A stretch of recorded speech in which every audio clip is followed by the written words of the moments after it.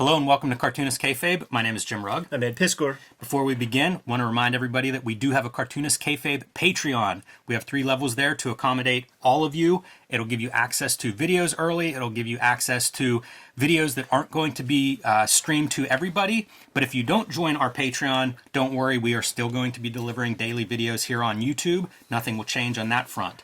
I also want to remind everybody that we are working cartoonists, and the best way to support us is to buy our books. Red Room, X-Men Grand Design, Hip Hop Family Tree, WYSIWYG from Ed Piskor are all out and available wherever you buy books. Hulk Grand Design, Street Angel, Deadliest Girl Alive, Plain Janes are my books you can pick up wherever you buy books, and we appreciate that if you haven't already added our books to your shelves. So today we're going to continue looking at Cliffhanger, the late 90s, early 2000s Wildstorm imprint that was kind of billed like the next wave of image creators, new blood that was coming into the creator-owned game. Yeah, and they shared aesthetic sensibilities. You know, like the first gen image dudes, it's, the Jim Lee, Scott Williams aesthetic. And then when anime and manga starts to disseminate a little bit more, in the States, you had your Joe Madureiras, you had your J. Scott Campbells, who, while being like an Art Adams dude, is definitely looking at plenty of anime and kind of filtering that into that Jim Lee style du jour. The Ramos and Waringo and Bachalo, like, take a look at early Bachalo. Like, what was the art like? It was gruff, it was gritty, there was spatter, there's organic ink lines. But then he started to adopt that anime, manga, kind of big eyes sort of aesthetic. And here we are, the Cliffhanger brand of comics. Yeah, this is our 4th Cliffhanger look. So this may end up in a playlist, and I would say, if you're into any of the names you just mentioned, check out our previous episodes on Battle Chasers and Danger Girl and Crimson. And Bacalo's a really interesting artist because of his long career at this point. Like, he's making comics that we can get maybe in the late 80s, certainly the early 90s, like through Vertigo and stuff. Yeah. Gets on to X-Men and Marvel. Ghost Rider 2099. And changes stylistically so much over his career just up to this point. I say that because I'm going to be pretty harsh on this book. Mm-hmm. I did not enjoy reading this book. I'm mad at it for a lot of reasons that we'll talk about as we go. But Bacalo's a great comic book artist. Like, he's had these periods, and I like some more than others. But we start out with this thus far. I don't know what Steampunk Catechism. Is there a book that precedes this? I don't even know if that's like cheeky. And just be it silly, like a silly way to put in exposition. If there was Joe Kelly's coming from like, I guess probably like Deadpool or something. He might have done some X-Men scripting too. But those mid 90s, like, we're not going to get any Man of Action shoot-in reviews anytime soon, I don't think. But those mid 90s writers, comics, we deserve the comics that we got. That's the other takeaway I had reading this. Man. And we've looked at, I think we look at another book this week from around this time period, like the 2000. I might be just done with this time period. Oh, I know what you mean. When comics are tanking. Yeah. And everybody wants to blame a lot of different stuff. How about garbage comics? Yeah. Because who's buying some of this stuff and then coming back for a second issue? I'm not. Yeah, totally. And I completely passed. I didn't buy one Cliffhanger book. I was over that shit at this point. And you learn about, like, as writers, right? Like, this dude, they're plugged into these existing jobber comics of Marvel, DC, whatever. Even if the job is X-Men or Deadpool, it's still a fucking job. And it's a machine that's already moving, and they jump on board and they add their little contribution to the narrative corpse, so it already has inertia of sales, and you're jumping into that. So it's you can't calculate the guy's value or ability accurately because he's already got inertia behind him. So a place where you can do that is when they design something completely their own, and you start off from the ground floor, which is what we have here. And I think that so many of the mainstream guys who were doing this kind of thing, certainly in the 90s, it was kind of a trifle to them. They're kind of like just, it's artistic masturbation. You see, like, even the storytelling flow is kind of all over the place, and it's just Bachalo figuring out different compositions to draw, like, one big cool image, maybe that he can sell as a original art with all this little stuff. But the most basic stuff of storytelling in general, we don't even got to talk about comic storytelling, just storytelling in general. I got about 3-4 pages into this, and I don't care about anybody. I don't even know anybody's name. And I there's a whole can't lot of even words tell going on. you where any part of it takes place. No. This character, is she interacting with any of these characters? Are these two characters different? Where is this at? Yeah. Like, I have no idea what's going on in any sense. I mean, like, I don't know, inside, outside, day or night, and any of the characters if they're in the same environment or not. And there might be a guy who has like some kind of Cockney accent, so like There's an awful Also, by the way, accent thing.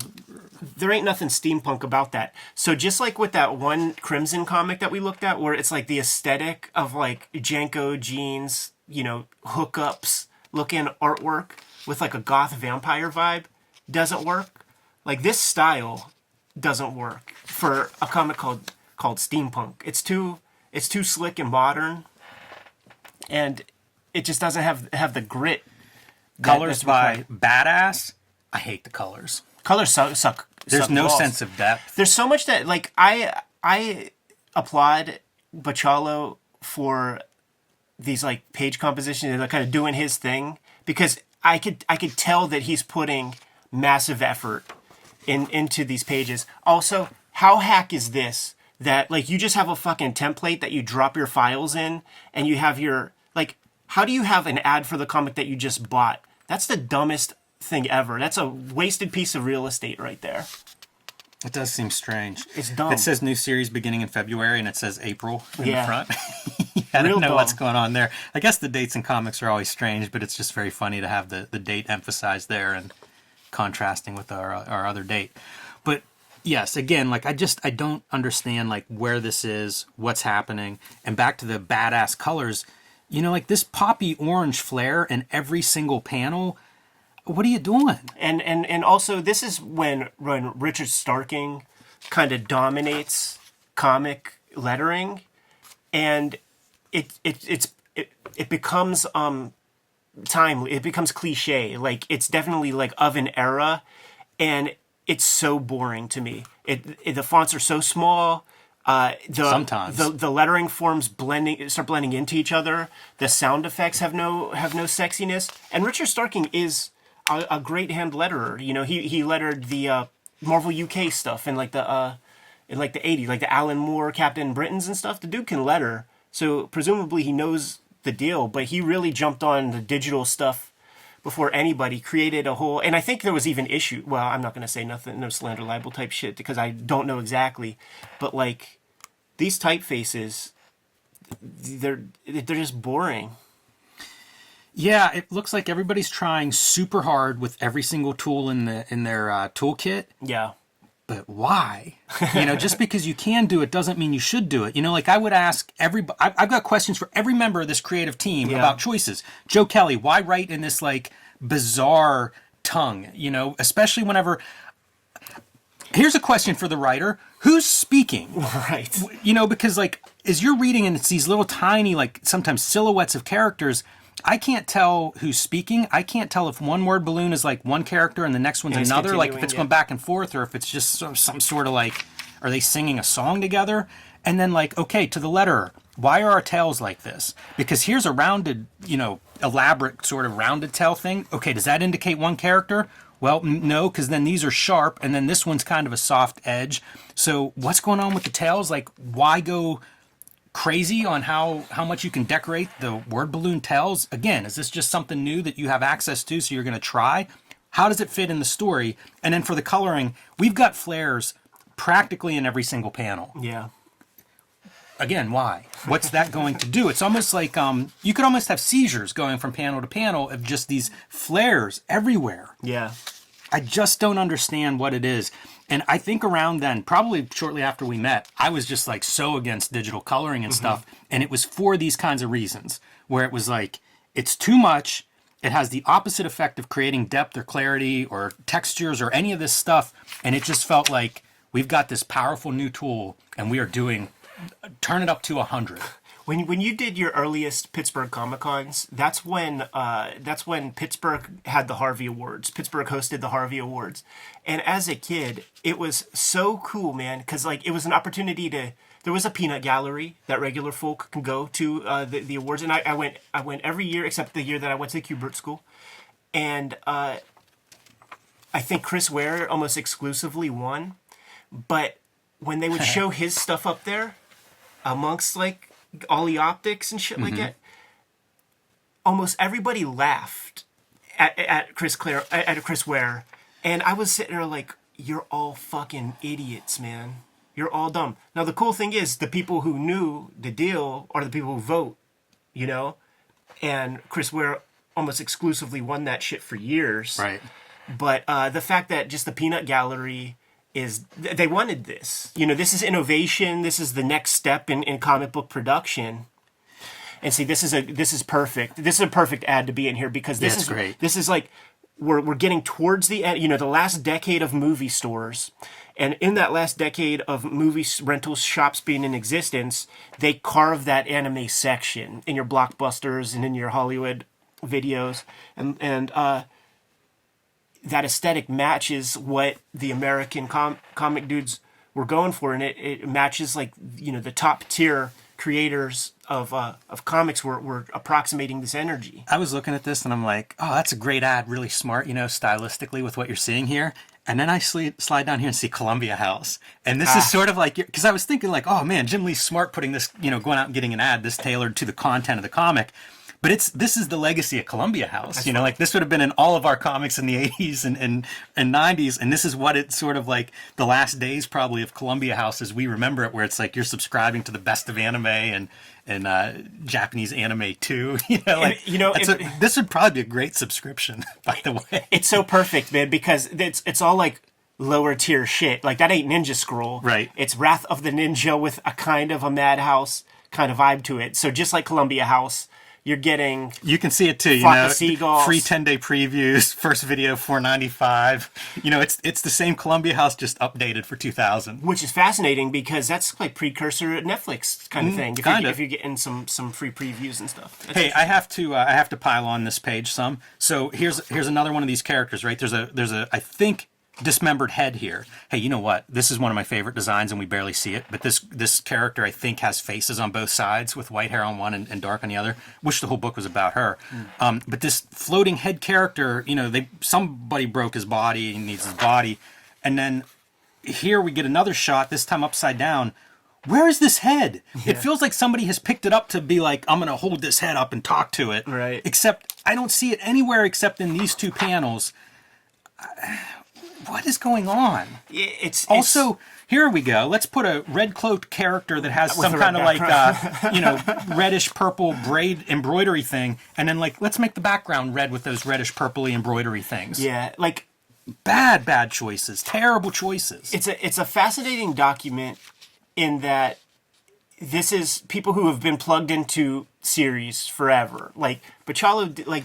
I like this idea, right? Because I think this happens with a lot of people that go, I'm going to do a creator-owned book. Absolutely. I'm not just laying this at Cliffhanger people's feet. And some Cliffhanger, I think Danger Girl did a pretty good setting stuff up. But all of these people, even like Image Wave 1, where it goes, I got to create everything. Yeah. Like that's a different skill set. Yeah. That is not necessarily what you do by drawing a decade of really good comics.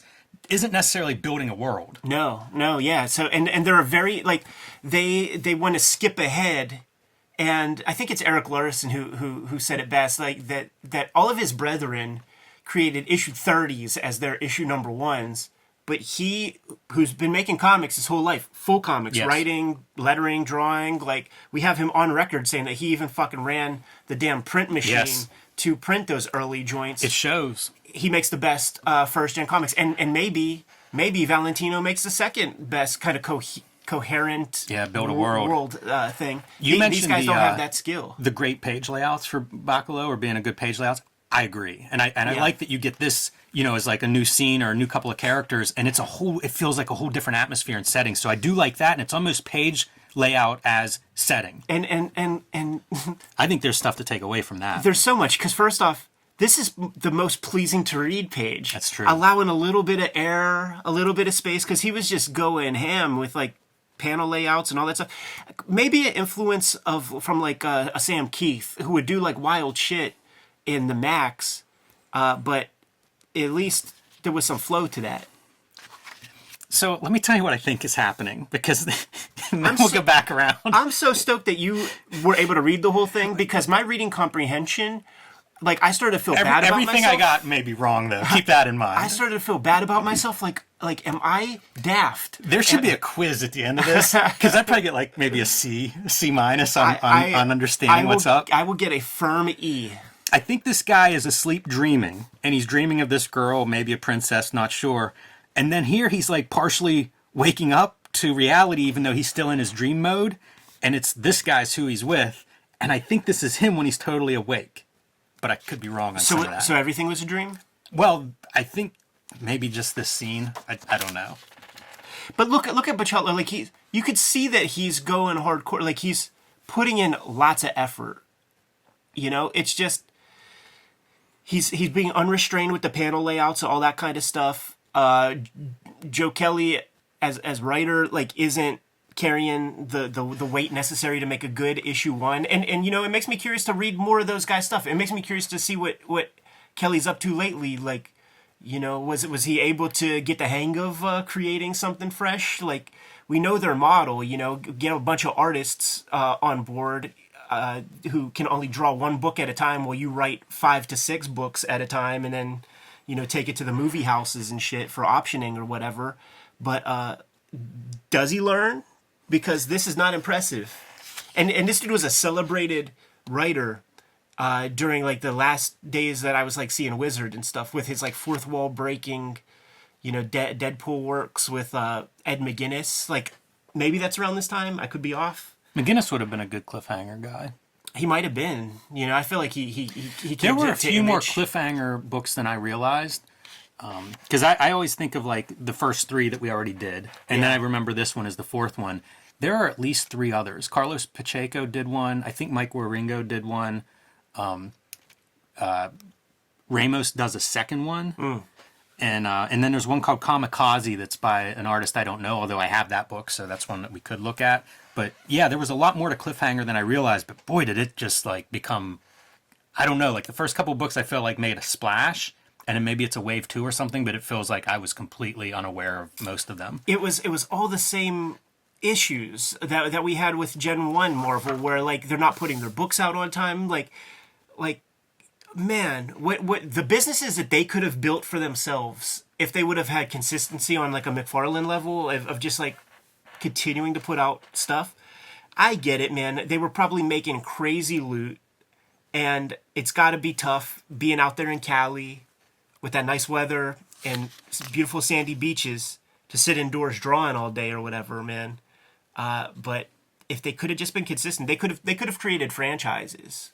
You know, like there's a Battle Chaser video game out there, but like Joe Madureira had to like create the video game company to make it. Yeah, I'm just so unclear of like anything of what's going on here. You know, is this the same character as this, but when we zoom in, it's like a robot skull face, hair stitched together. Like, I don't know what we're looking at. And I think this character like burrows or digs or comes out of like a manhole or something in this steampunk world. And now that's a thing, right? Now we're gonna have like the world above. Like up to this point, it felt like a fantasy story. Yeah. Like a fantasy world, but I guess it was all actually an underground world. It's just very unclear to me. Yeah, and it's not interesting enough to want to explore it further. Like, they didn't sow enough seeds. I mean, they lost me with 5 pages. Like, this is like, once you get up there, I guess there are underdwellers, I think they call them. So people who live underground. And whenever they show up, then there are like these machines that are supposed to clean them up. And it's like, we don't even get a shot of that machine. And it looks like it wrecked, but is it wrecking against him? Unclear, very unclear. So like, we're looking at this comic because we put out other videos and people asked us to look at this comic. So that's why it's under the microscope. They asked for a reason. They must like it. It's kind of wild looking. You know, like you mentioned about the lettering and how much you hate it, and I can understand that, but also like it's just chaos. Like I can see from a visual standpoint, like there's a lot kind of like exploding on a page. I'm gonna make some I suggestions. just can't read it. Type excess. type in the name Guy Davis. Type in the name Guy Davis Steampunk. I bet you're gonna find a lot of steampunk looking. Because like to me, the title must be what sells the people on it. Like they like steampunk aesthetic. You know, like I've been in plenty of lines, you know, to get into a comic convention where people are talking about, you know, steampunk things or they have steampunk cosplay. Take a look at some Guy Davis comics. I think Troy Nixie has done a kind of steampunkish looking thing or two. So maybe that's what we do, Jimmy. Like when we show off something that we just are not feeling, we find something adjacent that is actually good, that people might dig. Yeah, and you know, for the most part, if you're new to Cartoonist Kayfabe, mostly we're showing off stuff we like and we're talking about why we like it. But you don't always know. Like in this case, as you say, popular demand, you know, for this book. So we pull it a week ahead. You read your books, you come in. If the book wasn't something you liked, you're stuck with it. Like I can't read a new book while we're on the air. So you're kind of stuck with it. And this book just left me perplexed. Type in Corpus Monstrum, Gary Gianni. Like that's a sexy. Way to look at that. That's a fun. That's a sexy steampunk book. So I feel like that's what we got to do, Jimmy. In 2023, man, if we're looking at something that is something that people have been clamoring for a long time, and it's a piece of dog shit, like they don't know what they don't know, man. And we can point them in a direction to if they like a steampunk aesthetic. It exists. It's out there. Sometimes hear stuff like the whole series is great or whatever. That's fine, but like it's an issue 1. Like you need to bring people back. Issue 1 needs to sell issue 2. Yeah, so. yeah. You're always just buying time. Like the cover buys you a couple of seconds to look at page 1, and then page 1 should be a banger. Yeah, I missed the days of the page 1 could have been a cover. Yeah, totally. And then that buys you another second and you gotta hook us, man, especially now. So like, see, I'm a part of modern culture insofar as my attention span isn't what it used to be for this stuff. I'm in my middle age. You know, I have maybe less years ahead of me than I have behind me. So when I'm checking one of these things out, dude, if it doesn't hook me, I'm not reading the rest of it. I could comment on the art, but you know, they lost me. Yeah. One credit I will point at, Richard Friend is your inker. I follow him on, I think, Instagram. He does some cool stuff, man. That's cool. He does a lot of good drawing and talks about it and stuff there. So maybe somebody to follow out of this steampunk review. But yeah, not a fun. Wasn't one of my fun books this week to read for sure. No, sir, man. But there are people who are going to be buying steampunk out of curiosity now, even to laugh at it, because human nature is a son of a bitch, and the kayfabe audience who is watching this live stream in real time get the first dibs on buying these books that we talk about, man. And you can be a part of our Patreon to be a part of these live streams and to get to see all of our videos before anybody else gets to see them in the wider populace. If you don't support the Patreon, don't worry, you're getting new vids every day. But hit the link in the description below this video to the Patreon. You get first dibs on fresh videos before anybody. Jimmy, tell the people what you have out there, man. Hulk Grand Design, The Plain Janes, and Street Angel Deadliest Girl Alive are all of my latest books that are out and available, if not in print already, available for pre-order. So let your local comic shop know you want those as part of your collection. You can also join me on patreon.com/JimRugg, where you can download some of my out-of-print zines and mini comics and see a lot more of my original art and new comics work. Red Room Trigger Warnings, Red Room The Antisocial Network are the comics that I have out on the stands that are the newest. I'm working on new Red Room comics at this very moment, but you see the bibliography here. Please support our books and keep us, in the chair making these videos for you.